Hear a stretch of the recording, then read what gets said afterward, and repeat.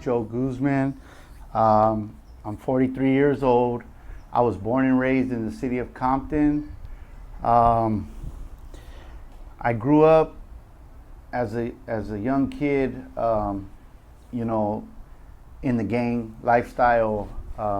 One part of my family was like the goody good, you know, have a job, you know, go to school, do this, do that. And my father's side of the family was more like, you know, drugs, alcohol, fighting, gang banging. And for me, that was part of my I gravitated towards that better, you know. As a child, you know, I saw the lifestyle, and I loved that lifestyle. You know, I'm gonna be straight up with you, you know. So as a child, as I was growing up, you know, my father was never in my life. He was always in and out of prison. I remember we used to go see him in the prisons, and you know, we used to be happy to go see him. You know what I mean? But when he would come home, it was a different story. You know, it was more like fighting with my mom, and you know, he needs to go back to prison. This is way, you know, at the time it was just me and my sister, and you know, we saw the lifestyle of the drugs, alcohol, and gang. So I was kind of like in the mix, because when I would go back to my other side of the family's house, it was more like, you know, okay, we love you and this and that, and not too much of the gang banging life. But I didn't like that. You know, it was boring. So as I grew up, you know, I got you know, involved with, you know, a little crowd, and you know, we started breaking in schools. We started just terrorizing the neighborhood. You know, the neighborhood that we supposedly be from to protect. We're the ones that damage it the most. You know what I mean?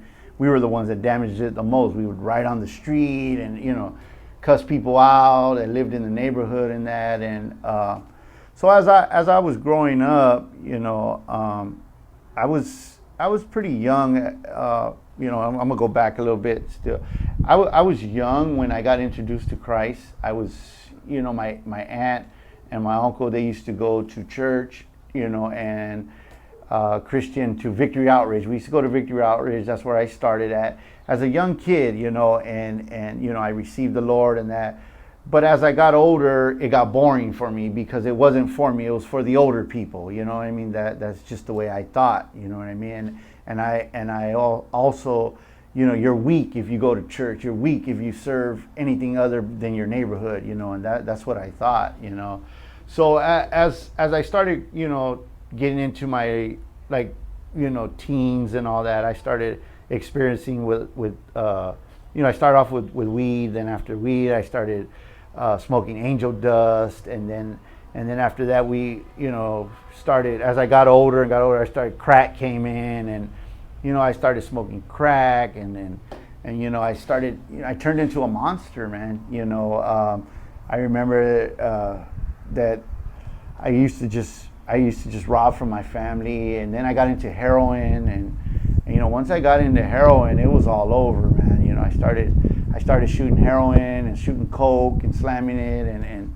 you know, and I was on the run, you know, from the cops. I was doing burglaries, robberies, and you know, I knew there was a better way. I knew it, but I didn't. I wanted it. A part of me wanted it, but then another part of me wanted to continue the lifestyle. So at a young age, you know, I went to juvenile hall for drug sales, and then I went to camp. You know, I caught a bunch of juvenile hall cases. Then I went to camp. As I was in juvenile hall, you know, like we all do, we start serving God. Pour me, you know, please get me out of here and I'll change and this and that. You know, I get out, and there I go. The first thing I do is go back to using, you know what I mean? And, you know, all the promises that I made to everybody's gone, you know what I mean? So then I end up back in juvenile hall, go back to camp and all that. And then, you know, I get out, you know, it's the same routine over and over, the revolving door.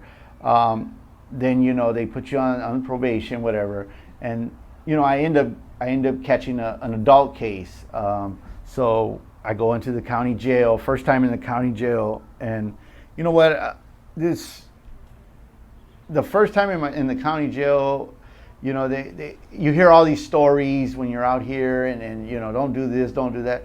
I ain't gonna lie, I was scared. It was scary when you first go in there, but after that, I got used to it. It became like my home. You know what I mean? I would rather go to jail than to stay out in the streets. So and I did that for many years, just in and out of county jail, in and out of county jail, until I caught a case where it sent me to prison. So now I'm going to prison. So once I hit prison, I couldn't stop. And I would go to the county jail and be like, man, hurry up and send me to the prison.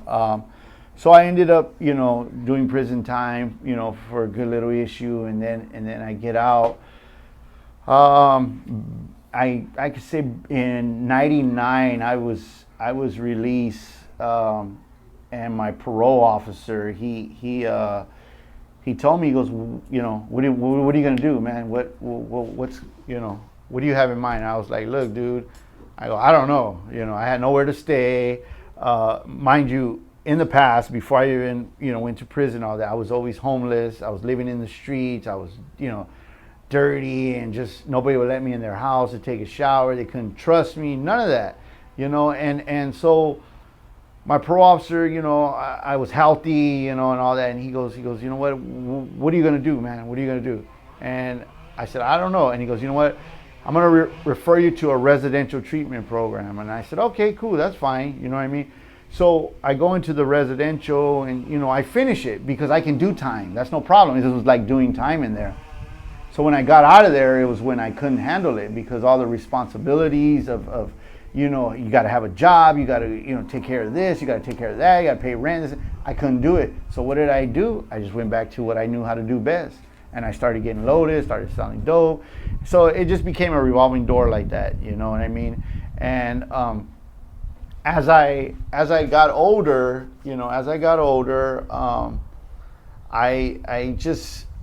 I knew God, I knew God, and I knew there was a God, and I knew, the Lord Jesus Christ. I knew the Holy Spirit, and I knew they were there, but my pride didn't let me cry out for it. You know what I mean? Until I would say about 7 years ago, I was at a market, and a guy came up to me that I knew, and he goes, hey, here's a flyer to our church, man, you should check it out. And I was like, all right, yeah, I'll check it out. I already knew about it because my cousin was already going there. So I went, that like about a week or two later, I went, me and my wife went. At the time we weren't married, but we went, and you know what, it was an experience. You walk in there with your head up high, I'm all hard and this and that. But you know what, deep down inside, you're crying for help, and that's what I was doing. I was crying for help. I knew I needed hope. I needed a better life, and I didn't, even though I wasn't shooting dope no more. I wasn't robbing no more. I already had been off all that for about, maybe, I would say 10 years before I started going back into church. And so when I went in there, I was more like, trying to be all hard and this and that, people trying to get their lives together. I'm over here trying to be hard, it didn't make no sense to me. But I ended up receiving the Lord, you know what I mean? And for the first 2 years, I was wishy-washy, I was in and out, in and out. I wasn't fully committed, you know what I mean? Because I didn't want to be, that's all, you know what I mean? I thought living the Christian life was, harder, which it wasn't. It was a lot easier, to be honest with you. Living the street life is harder, because you gotta, be on your toes all the time, you know what I mean? So, and as like I said, as I was growing up, my parents were more into drugs, and they would leave us with my grandmother and my grandfather, and we used to run amok at my grandmother's pad, and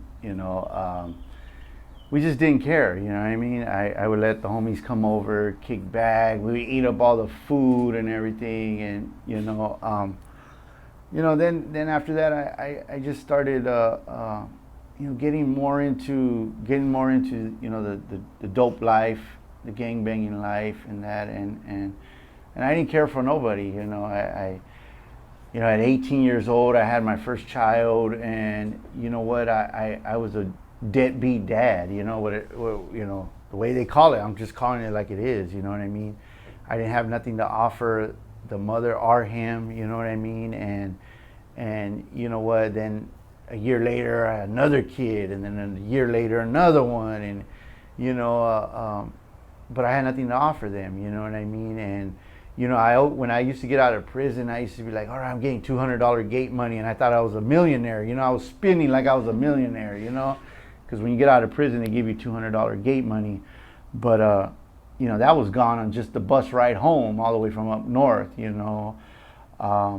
So I just got tired of the life, man. Going in and out. Just seeing the same people doing the same thing, you know what I mean? Talking the same lies, telling the same stories in prison, you know what I mean? In the jails, crying on the phone to their wives, their girlfriends, because, they didn't come to see them and that, and I just got tired of that, man. I got tired of it, and, I wanted a better way, man. And like I said earlier, I went into my last time into a residential treatment program in 2002. I went into a residential treatment program, and I got myself together. You know what I mean? And I started serving God, but not fully like I was supposed to. I didn't have a pastor. I wasn't under a pastor. I wasn't had a home church. None of that. I was just of what I knew as I was growing up, that there was a God, there's Jesus, and I pray to them and they can hear me. And that's what I was thinking in my head. But on the side, I'm over here doing some other stuff that I wasn't supposed to be doing. Even though I wasn't using it, so I justified it. You know what I mean? As the years went on, I met my wife now. That is my wife now, and we had a son, and then we had a beautiful son, beautiful daughter now. My son's 7, my daughter's 4.